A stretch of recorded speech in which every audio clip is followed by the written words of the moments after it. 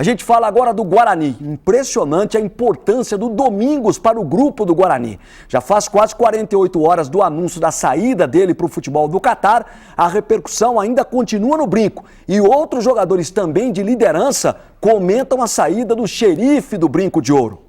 A chuva até tentou, mas não atrapalhou o treino do Guarani. E foi no fim do treino dessa quarta-feira que o atacante Thiaguinho se machucou.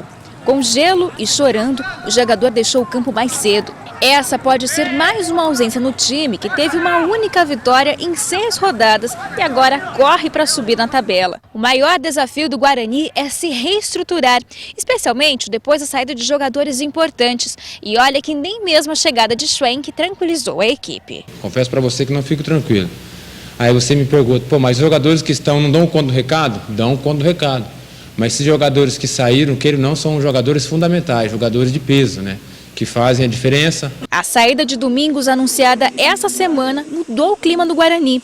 O goleiro Emerson falou abertamente sobre a necessidade de ter um novo zagueiro. Eu acho que precisa contratar, porque nós estamos na 6ª rodada no campeonato de 38 jogos. Faz falta, uma hora toma amarelo, o outro vai expulso, né? Como fica o Guarani na primeira partida sem Domingos? Saindo esses jogadores que são líderes, nós temos que tomar total responsabilidade de estar também assumindo juntamente com a equipe essa responsabilidade para que a nossa equipe não venha ter uma caída, né? Nós estamos bem focados, o grupo está bem confiante, certo? De a partir de sábado começar a ter uma sequência boa de bons resultados, né? De vitórias para que também possamos subir na tabela, na classificação.